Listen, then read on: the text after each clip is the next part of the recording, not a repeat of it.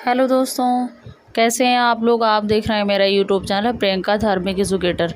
उम्मीद करती हूँ आप लोग बहुत अच्छे होंगे। आज हम बात करने जा रहे हैं एकादशी, कृष्ण पक्ष की एकादशी है भाद्रपद की, जो सितंबर में 10 सितंबर को आज के दिन है। 10 सितंबर संडे का दिन है और एकादशी है, अजय एकादशी है। इसकी कथा के बारे में बात कर रहे हैं। प्लीज़ प्लीज़ प्लीज़ अगर मेरे चैनल पर नए हैं तो आप लोग पहले मेरे चैनल को सब्सक्राइब कीजिए और बेल आइकन को भी प्रेस कर दीजिए और शेयर लाइक ज़रूर कीजिएगा, क्योंकि आपके जो लाइक होता है मुझे एक छोटा सा मोटिवेशन मिलता है, ताकि मुझे लगता है कि मुझे और वीडियो बनानी चाहिए या नहीं। फिर क्योंकि आपको मेरी बात समझ आती है या नहीं, लाइक से, आपके लाइक से पता चलता है। अगर आप लाइक करते हैं तो मुझे ऐसा लगता है कि नहीं, आप लोग मेरी बात समझते हैं। चलिए ज़्यादा टाइम नहीं लगाते हैं, बात कर लेते हैं हम कथा की। इसमें जो अजय एकादशी का कथा है और उसका विधि महत्व क्या है उसका। भगवान विष्णु को सबसे प्रिय व्रतों में सर्वोत्तम व्रत एकादशी का व्रत माना जाता है। विष्णु भगवान को एकादशी का व्रत बहुत ही प्रिय है। एकादशी की तिथि बहुत ही उनको प्रिय है और ये सभी व्रतों में सर्वोत्तम व्रत कहा जाता है।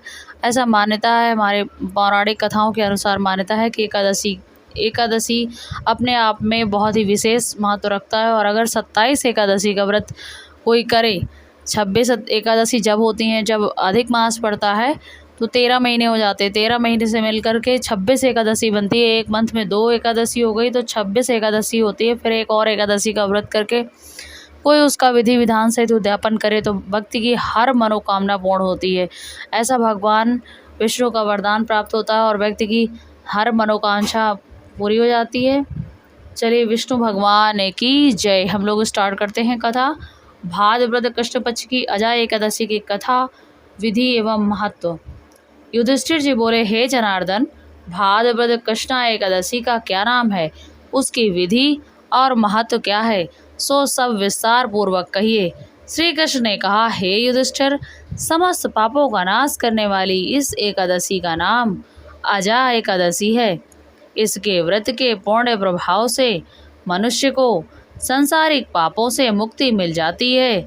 जो मनुष्य इस दिन भगवान ऋषिकेश का पूजन करता है उसको बैकुंठ धाम की प्राप्ति होती है। अब मैं इसकी पुनीत कथा कहता हूँ, सो ध्यान पूर्वक सुनिए। सतयुग में सूर्यवंश में हरिश्चंद्र नाम के एक सत्यवादी राजा राज्य करते थे। एक बार उन्होंने महर्षि विश्वामित्र को अपना संपूर्ण राज्य दान कर दिया और दक्षिणा चुकाने के लिए अपनी स्त्री, पुत्र एवं स्वयं को भी बेच दिया। वह चांडाल का दास बनकर सत्य को धारण करते हुए मृतकों का वस्त्र ग्रहण करते रहे, मगर किसी प्रकार भी सत्य से विचलित नहीं हुए।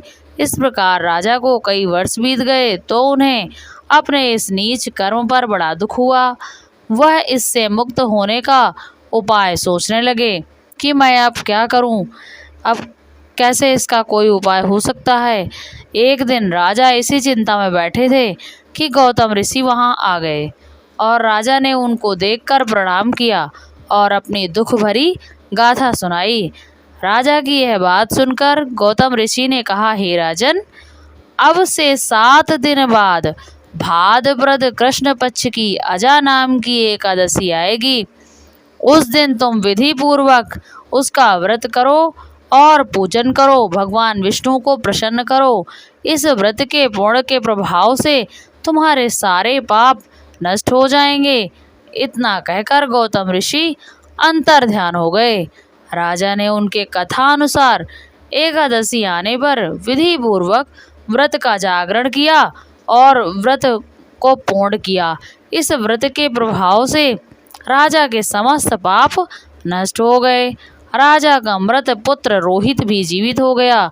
स्वर्ग में बाजे बजने लगे और पुष्पों की वर्षा होने लगी तथा महाराजा हरिश्चंद्र ने अपने पुत्र और स्त्री को वस्त्र और आभूषणों से युक्त देखा। उस व्रत के प्रभाव से उनको पुनः राज्य वापस मिल गया और वह अंत में अपने परिवार सहित स्वर्ग को गए। यह सब अजय एकादशी के प्रभाव से ही हुआ है। अतः जो मनुष्य विधि पूर्वक इस व्रत को करते हुए रात्रि का जागरण करते हैं उनके समस्त पाप नष्ट हो जाते हैं, अंत में वे स्वर्गलोक को प्राप्त होते हैं। इसके श्रवण मात्र से अश्वमेध यज्ञ का फल प्राप्त होता है। सिर्फ इस कथा को सुन लेने से या किसी को सुना लेने से या कहीं पर कथा हो रही है उस पर भी बैठ करके कोई आप व्रत नहीं भी कर रहे हैं और अगर कोई अदर व्यक्ति कर रहा है और आप सिर्फ कथा उसको पढ़ के सुना दें या वहाँ कथा चल रही है आप उसे सुन लें तो भी सिर्फ सुनने मात्र से एक अश्वमेध यज्ञ का फल प्राप्त हो जाता है। और इस समय तो वैसे भी भाद्रपद की भगवान का जन्म हुआ है, जन्माष्टमी को कृष्ण भगवान को आज के दिन आपको पंचामृत से स्नान कराना चाहिए। भगवान को दूध, दही, घी, शहद, पंचामृत इन 5 चीज़ों से भगवान को स्नान कराएं और शंख में गंगा जल, दूध, घी ये सब चीज़ें डालकर शहद और गंगा जल, गुलाब जल ये सारी चीज़ें मिलाकर भगवान को अगर शंख से स्नान कराएं तो विष्णु भगवान बहुत ही प्रसन्न होते हैं। और आज के दिन भगवान को माखन मिश्री का भोग लगाएं। भगवान को बिना तुलसी के भोग ना लगाएं। बिना तुलसी के भगवान भोग स्वीकार नहीं करते हैं।